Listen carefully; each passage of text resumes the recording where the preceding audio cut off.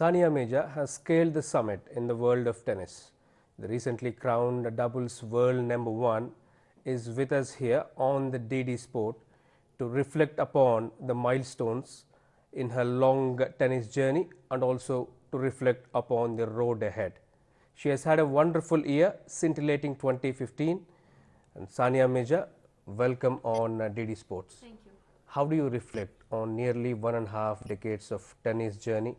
2015, you've been simply superb. 3 tournament victories on a trot, Indian Wells, Miami, Family Circle Cup and Fed Cup victory. How do you reflect on the career? No, it's been extremely good. I mean, the last few years have been exceptional for me. I've had a very long career. This journey started in 2004 and it's been an amazing journey, and if someone at the beginning of my career told me that I was going to achieve everything that I did, I would have taken it with both hands. So it's been a dream come true. It's been a dream for all of us that have worked, including my parents and coaches and trainers, and we're obviously extremely happy, and it just inspires me to work harder and do better. It's any tennis professional's dream to be #1 in the world. And now that you are there, you've claimed the summit. It's doubly hard to retain it, to stay there for longer. No, not that it's doubly hard. It's of course very hard, but it's very hard to get here too. It's taken me a long time, and some people don't even ever get there. So the fact of the matter is that it's being #1 in the world. I think we're getting a little spoiled. We've had 2 #1s in the last few weeks, so it's not something that happens on a daily basis. It doesn't happen every day.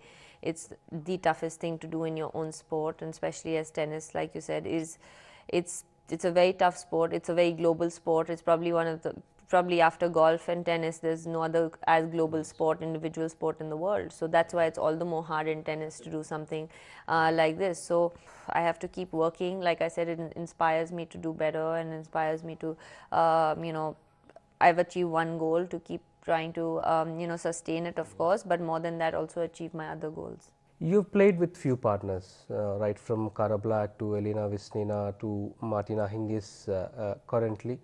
Take us through the journey, how difficult or easy it is to adapt to their style of play?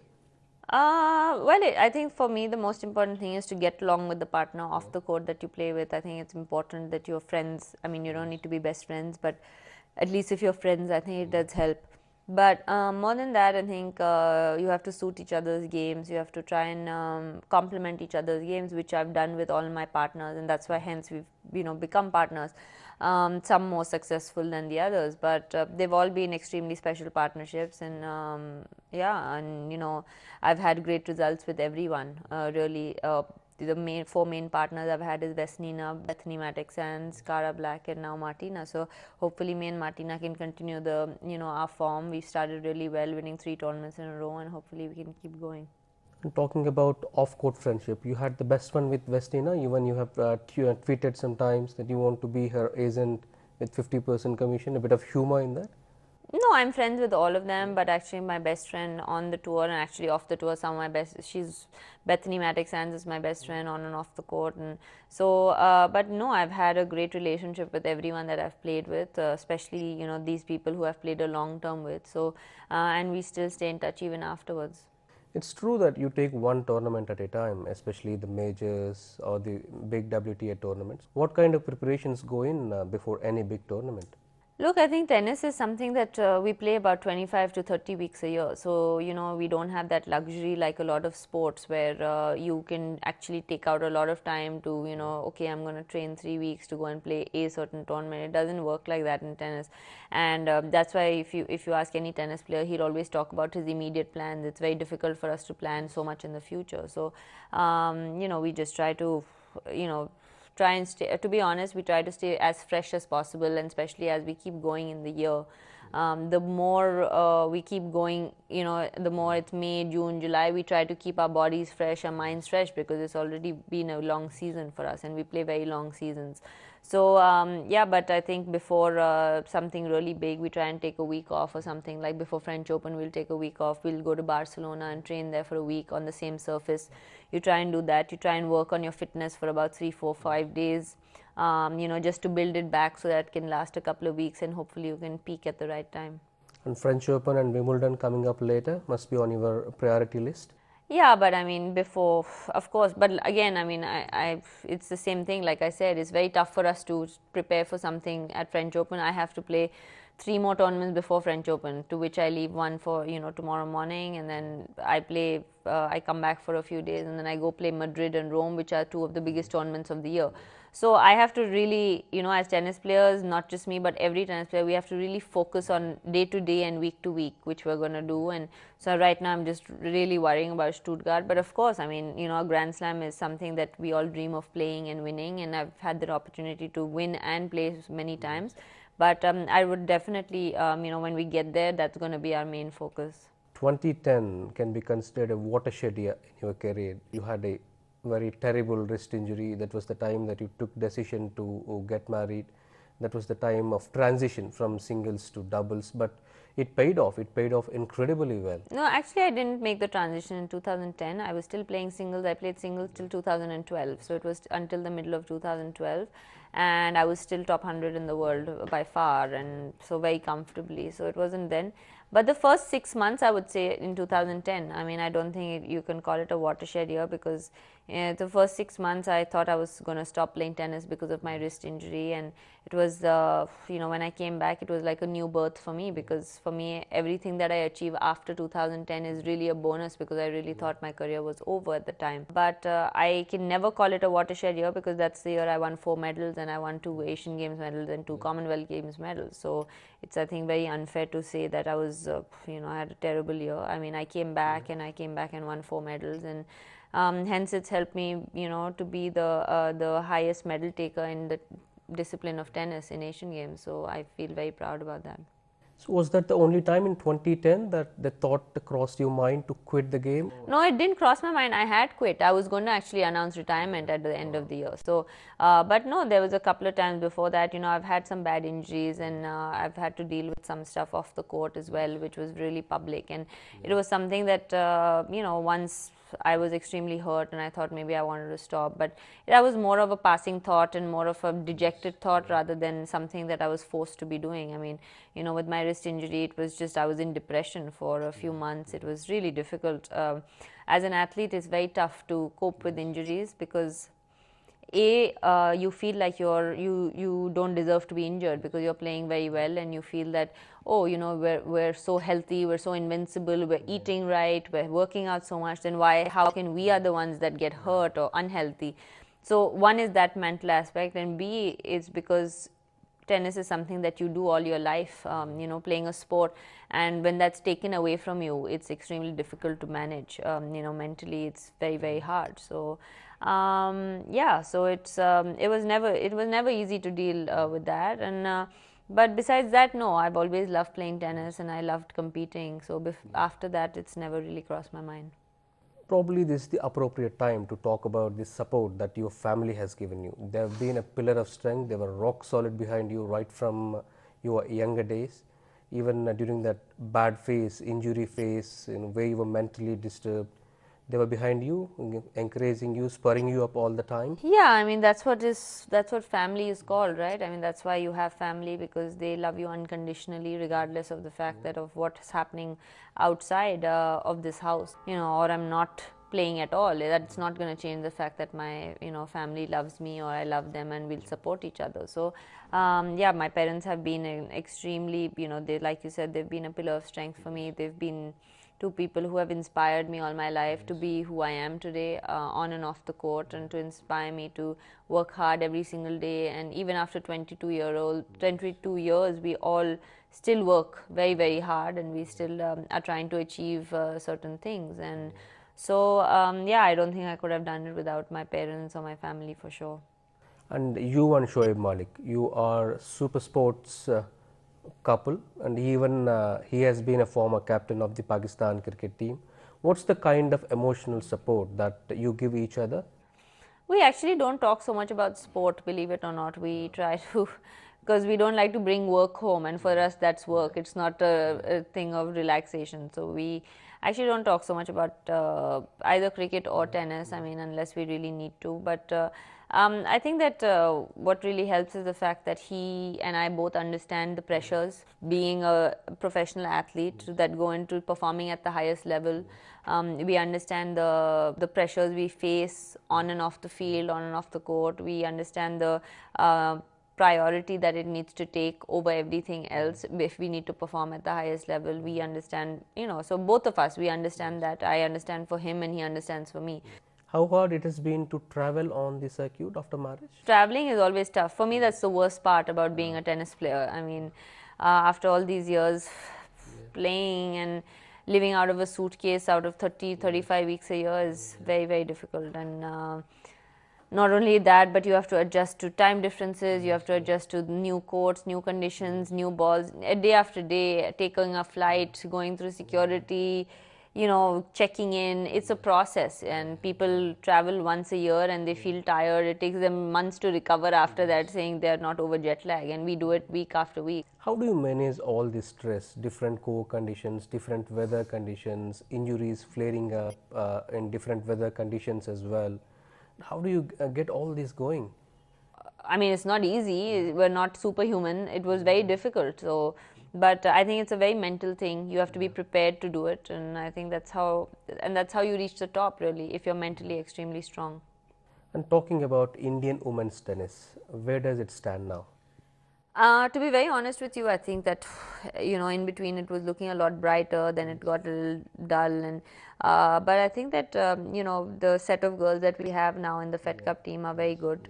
They're very keen and they're very eager to learn and to work, which is very good because the work ethic is extremely important.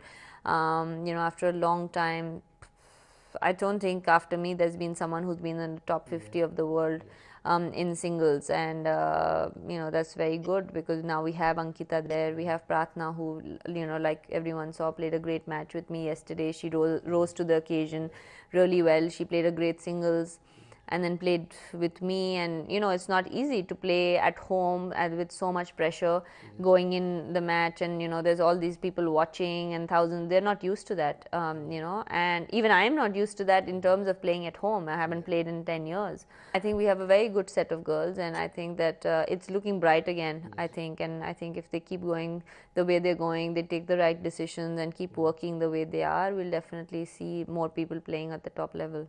So the second line of women tennis players you think are ready after Sania? Well, it depends what you call ready. Nothing happens overnight. You don't really, we've not had, literally, it's been 1 in a billion. So to say, I think that it's important to realize that, but it's also important to know that now we have good, talented girls at hands, and whether they are ready or not, only I think time will tell. But are they prepared to work? I think I can tell you that they are all very prepared, and they're moving in the right direction. So whether they make it or not is going to depend on a lot of things. I'm open to helping them in whatever advice that they need, and they all have my number, and they all call me and message me whenever they want. And are you happy with the coaching facilities or the infrastructure facilities that are being provided to these young girls, who are inspired by you?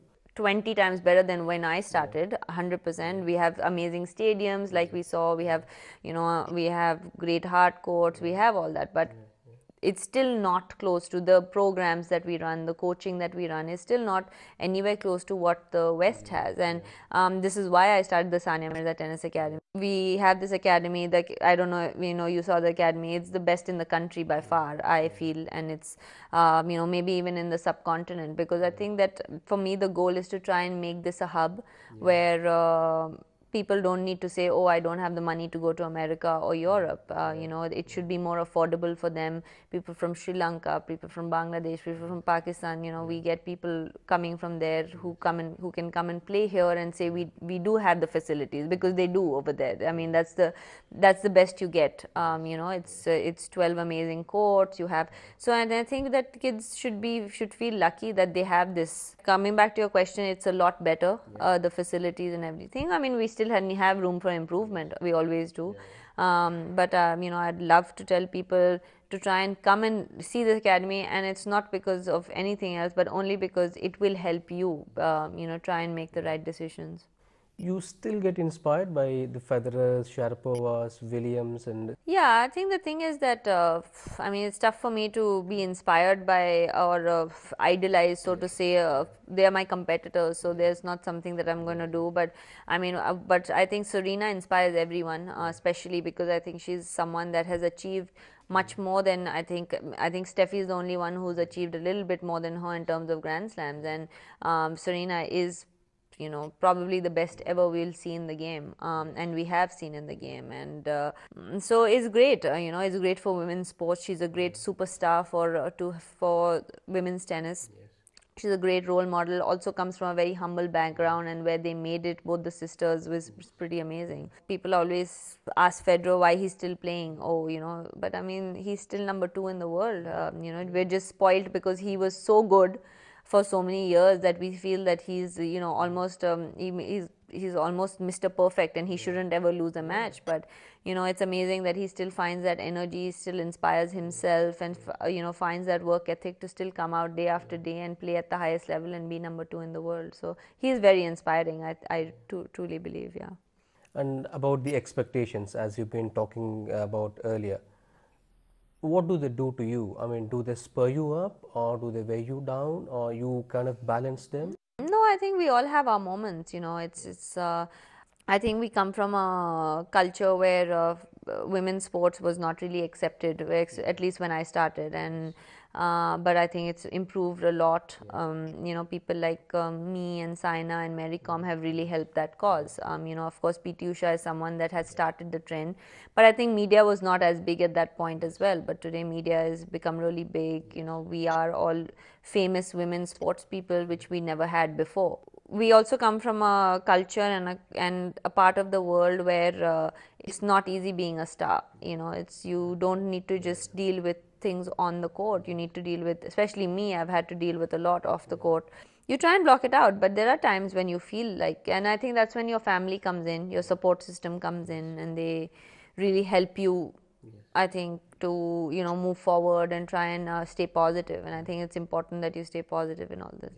And also talking about your singles, you were ranked as high as 27 in 2007. Any possibility of making a comeback to No, singles? I think, you know, when I made the decision in 2012, I was just, my body just gave in. You know, I have a condition with my joints, which is, you know, it's a very advanced form of arthritis that's found only in people who are above 60, 70. Not many people know that I have this condition. So for me, I've played with 3 surgeries and this condition for a very long time. So even now, when I wake up every morning, I have pains in joints, excruciating pain, which I don't know where it came from, because that's just the way it is. So I'm very happy where I am in my career right now. I'm number 1 in the world. That was my goal, but I think my body is probably not going to allow me to play singles again. But how do you draw the inspiration from so many injuries, so much of stress to handle? But where does the inspiration come from day in and day out? Inspiration for me comes from the fact that I love tennis, and for me that's inspiration enough. I don't really need to find other things. You know, every time I get a little down, I ask the question is, um, you know, if I lose a very close match, I ask the question, is it going to matter in 15 years? No, it's not going to matter that I lost today, you know. But what's going to matter is that I competed. What's going to matter in 15 years is the fact that I love playing. My legacy is going to go on. That's going to matter. And for me, the passion that I have for tennis and the passion that I have to play and compete and have that rush of winning, and you know, sometimes also losses, they teach you so much. For me, that feeling is pretty amazing, and I don't think I can replace that with anything. And that's the reason I keep playing, you know, because if every time I go down, I feel like I want to hold a tennis racket and come back and go to the gym and work. And so for me, that's where I just draw my inspiration from, the fact that I love playing tennis. Passion, your fighting spirit is just amazing. But when you picked up racket at a very young age, who was your inspiration? Whom did you look up to? I looked up to Steffi Graf all my life. You know, I think she was someone, and I think maybe that's why there's something to do. I love hitting my forehand. She used to love hitting her forehand too, and so that's someone that I've always looked up to. So the same kind of forehand that even she used to hit it off the ground. Even you follow that? No, I mean, the game has evolved a lot also over the last few years, especially the last 10 years. And, I've gotten for me, the biggest compliment was when a few of the biggest commentators in the sport said that I have a forehand like Steffi, or that it was that my forehand is as close to hers and is probably one of the best forehands in the world, if not the best. So for me, that is a huge compliment, and that's probably the biggest compliment. So which surface do you like the most? Hard court? Hard court, yeah. Hard court is my favorite surface. Fast hard. And which is your favorite major? Well, I mean, as a kid, you always grow up wanting to win Wimbledon, and that's just the way it is. As kids, you always dream of playing Wimbledon, and so I've had the opportunity to play a lot of slams, but I've played my best at Australian Open. Definitely Wimbledon, but also Australian Open because it's an Asian Grand Slam, so to say. So I like the fact that it comes in Australasian. It's probably the best Grand Slam of the year. One thing that all the viewers would love to know is how is Sania as a person? I'm actually pretty easygoing. I mean, I'm very simple. I love home food. Even if I go out party or if I go out somewhere, I actually eat at home and I go. I don't really eat outside so much, because I'm eating in restaurants all throughout the year outside the country. So I don't really eat. And I'm very lazy as a person, actually. I'm not a very but I think that's because all my life I have had to, work so hard. So, I love sleeping without an alarm. I like simple things in life. I don't like extravagant things. So, yeah, that's really it. And I'm actually I'm very stubborn, but I'm pretty easygoing on a day-to-day basis. But stubborn in the sense, if I feel that I want something, or if I need something, or if I feel something very strongly or something, I'll always stick with what my heart says, no matter who else is saying what. So the adulation that you get when you go out, when the crowds they flock you for your autograph or just a look at you. It feels amazing. I mean, everyone wants to be famous, I've no and people who say they don't want to be famous, it's because maybe they can't be famous, but they all want to be famous. So all my life, I dreamt about playing at Wimbledon. I didn't really dream about being famous, to be very honest. I dreamt about winning Grand Slams. I dreamt about being #1 in the world, but I didn't really dream about, oh, I'll be famous. But I'm not going to change that. I love the fact that, God has given me so much. I feel extremely blessed. It also gives you a sense of responsibility, of course, and that's where the pressures come in. But it also gives you a great sense of responsibility that all these people look up to you. So, you try and be the best that you can be. Nobody's perfect. We all make mistakes because we are also human. Just because we're celebrities, people expect us to be perfect, but we can never be perfect. So, but it's an amazing feeling to be appreciated by millions and millions of people. And, when the Prime Minister of the country congratulates you for something, it's a very, very amazing feeling and makes you feel very appreciated, and makes you feel like everything that you've put in, the sacrifices, the hard work over the last 22 years of you and your family are really worth it.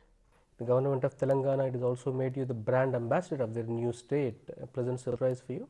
When I met the Honorable CM a few months ago, and he said, would you want to be? And of course, I mean, for me, it's an honor to represent, I believe I represent my country everywhere I go anyway. But, not many times people ask me, which state are you from? They'll always ask me which country I'm from, especially if you're traveling internationally. But the amount of people that they got to know about this newly formed state, and, I think it was amazing because of this. And it's a pride for me. Hyderabad is my home. It's always been home for me. And as soon as I say home, the first thing that comes to mind is Hyderabad. So nothing better than representing my own state as a brand ambassador. And I feel really honored that I was, asked and chosen to be someone who obviously they feel that I am a good ambassador to show, to the world that I hail from this state or from this city. So I feel extremely humbled and honored. World #1 in doubles, Grand Slam championships in mixed doubles, WTA singles, 27th ranked Indian women tennis player to do all this. What's more in store, and for how many years more? I'm a very day-to-day person. I am enjoying playing tennis right now, and I'm enjoying working, and I enjoy winning, and I enjoy every part of it except the travel. But that's something that goes with my territory. Yeah, so you have to accept it. And So I'm enjoying it, and until I enjoy it and I enjoy the pressures, and the day I feel that it's too much for me to handle, I'll stop. So I don't know when that day will be. It could be in in the next few months, it could be in the next few years, it could be any time. But right now, for now, I feel extremely positive and really feel like I have some more tennis left in me. And you look to plan your career brilliantly too. You are still young, you are still playing, very active. But even after career, you have your plans. You already have established Sania Academy of Tennis, and so the roadmap is clear. You can't really predict the future. You can only, kind of foresee where you want to be in life at some point. I mean, in 10 years from now, of course, I don't see myself playing tennis anymore, but I hope I don't want the legacy of tennis to die. I think that tennis has become extremely popular over the last 10 or 11 years, especially since I made it onto the scene. And we never had a famous tennis player before, this famous tennis player before, and I think we should use it to our advantage, and keep the legacy of tennis going. I think it's very important, and this is why I started the tennis academy, because I don't want tennis to go back 10 years. I want it to move forward. Yeah, I mean, if it all goes according to plan, hopefully we'll have a few more girls playing at this level by the time I retire. Watching this to all the young people, what kind of advice you have? Because in spite of hardships, you are the only one who made it big in the country. What kind of inspiration they can draw from you? Well, I think that I just like to say that you have to believe. There's lots of people will tell you that you can't do it. There's lots of people. Sometimes those people are very close to you too. But if you believe it, you have to believe that you are an extremely and you have to be extremely determined. This is a line that I love it, and it says that believe in yourself so much that others have no choice but to believe in you too. And I think that it's I've always followed that in my life, and sometimes people thought that it was arrogant, maybe sometimes people thought that it was full of attitude, but the fact of the matter is that if you don't feel that you belong, nobody else will. You have a very special relationship with Doordarshan as well. It was with you all the time, even during your growth stage. What do you have to say about it? Yeah, I think Doordarshan is a channel that has been part of all our lives. No matter what age you've been, people have stories of Doordarshan, watching things on Doordarshan, since including my dad, including my aunts, my uncles, and so do I. So they've been a very good channel who has supported me throughout as well. And also I've played the smaller tournaments and they've been telecasted, and I played a big tournament like yesterday and Fed Cup, and that was telecasted too. So it was really special. And just keep going with your work, and you guys are doing a great job, and you guys can really build strength to strength. And also definitely you're one of the leading channels, and hopefully you'll become even bigger as my kids grow up and I tell them stories of Doordarshan. Sania Mirza, thank you very much. In spite of long, hard days, for the past few months, thank you very much for your time. Thank you. And that was Sania Mirza, for us, simple and humble, but yet extremely inspirational to all the youngsters who want to become like her.